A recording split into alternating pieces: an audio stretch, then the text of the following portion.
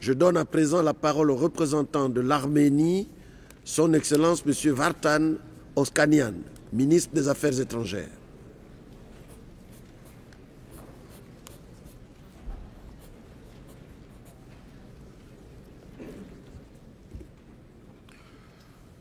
Mr. President, Your Excellencies, dear friends, on behalf of the people and government of Armenia, and myself as a descendant of genocide survivors, I'm compelled to be here today to join other survivors, descendants of both perpetrators and victims, to take part in this commemoration. And I'm also duty-bound to urge us all to confront more effectively the threat of genocide everywhere, all the time, regardless of the cost and political discomfort. Liberation of Auschwitz is indeed cause for commemorative celebration. But in this celebration, commemoration, every time uttering the name of Auschwitz, it forces and compels us to reflect, to look back, to look around, to look deep, and also to look inward into ourselves. After 9/11, reflecting to the unusually high number of victims from a singular event, an editorialist commented, "We are all Americans. Sympathy, solidarity, anxiety, and indignation bound us all.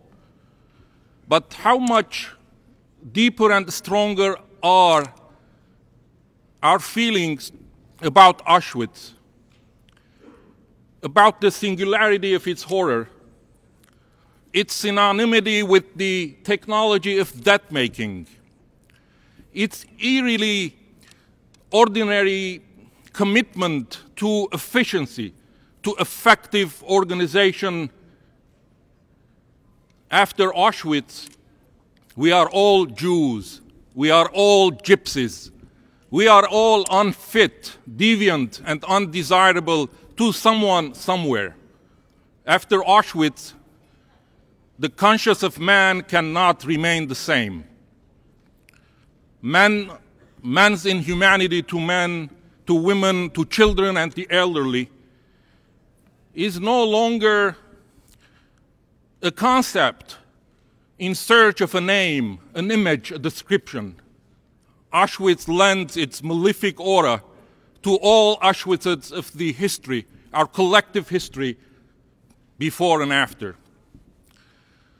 In the 20th century alone, with its 15 genocides, the victims have their own names of places of infamy, what the French call les lieux infâmes de mémoire are everywhere.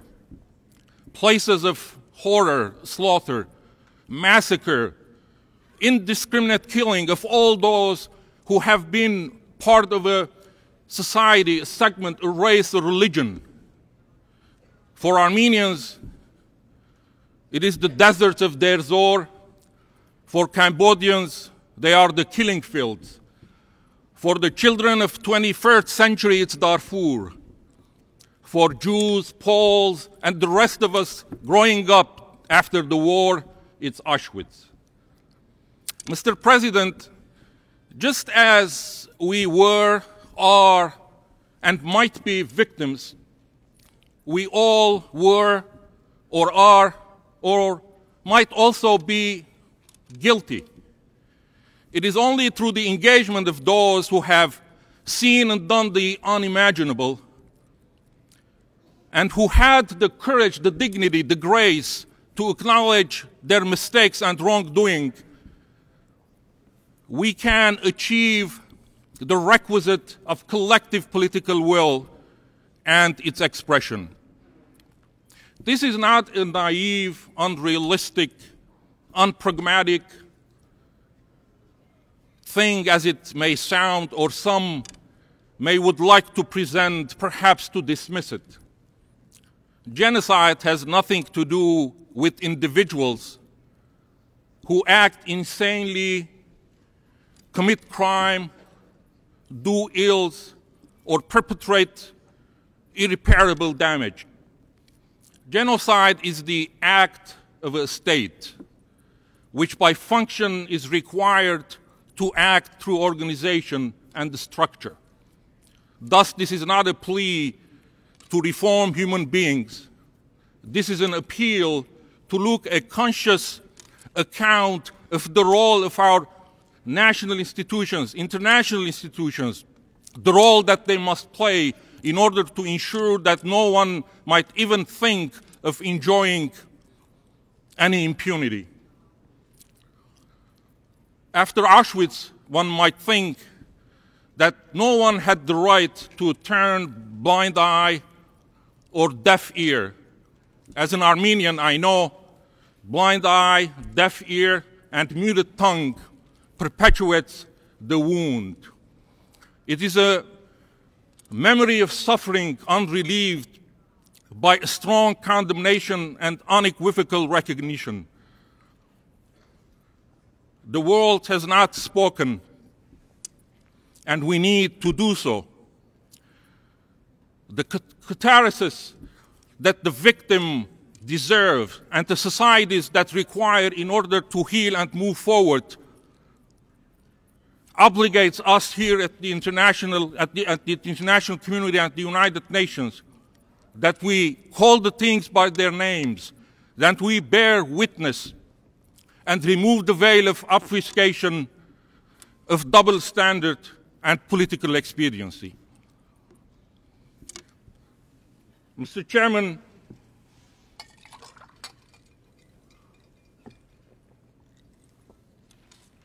after tsunami-provoked disaster, we've come painfully to face a dilemma. On one hand, the multilateral international response was very swift, very generous, and without any discrimination. But if we try to compare and contrast this to the other tragedy in Africa, it will become clear to all of us that Darfur, anything beyond general condemnations, nothing has been done to pursue the perpetrators and punish them. Of course, the difference of the tsunami is that there were no perpetrators. No one wielded the sword, pulled the trigger, or pushed the button that released the gas. But recognizing the victims and acknowledging them is also to recognize that there are perpetrators.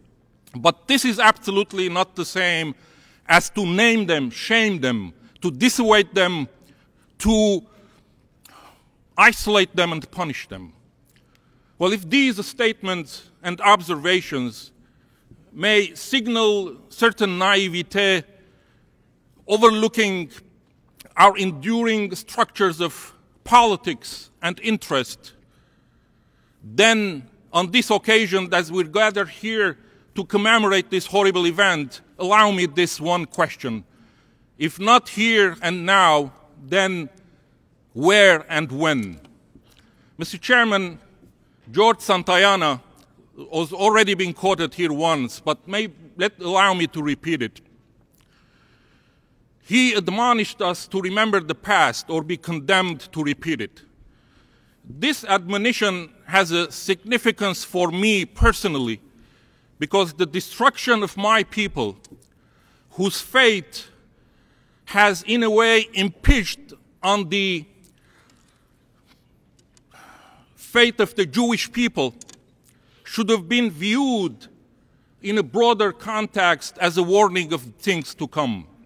Jews and Armenians are linked forever by Hitler, who today speaks of the annihilation of Armenians. Hitler said just 2 days before he entered Poland. This cynical mentioning of Armenians is prominently displayed in the Holocaust Memorial in Washington, because it is a profound statement of the role that the third parties can play in genocide prevention and remembrance. Genocide is the manifestation of the break of the covenant that governments have with their people. During genocide, there's nothing left between them but the critical role that the third parties can play. We are here today because the Soviet army marched on Auschwitz 60 years ago. I'm here today because Arabs provided sanctuary to the Armenian deportees 90 years ago. The third party indeed can play a role and make a difference in life and death. Their resistance, their rejection of the policies and behavior which is not in the interest of any national entity, let alone the international interest of our humanity, is a strong and powerful statement that needs to be made. But our neighbors, good wishers, as they can be helpful in prevention and remembrance, they cannot do much in helping the parties to transcend and reconcile. It is the parties that need to do. First, the victims have to have the courage, the dignity to move forward.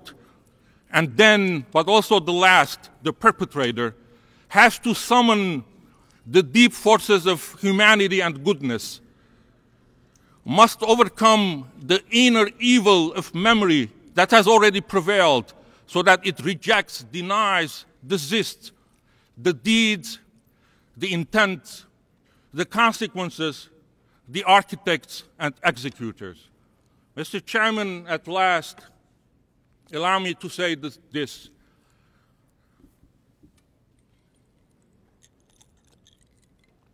Auschwitz signifies the worst of hate, of indifference, of dehumanization. Remembering Auschwitz here today and its purposes, however abhorrent, it is a very important step to make real the phrase, never again. Thank you.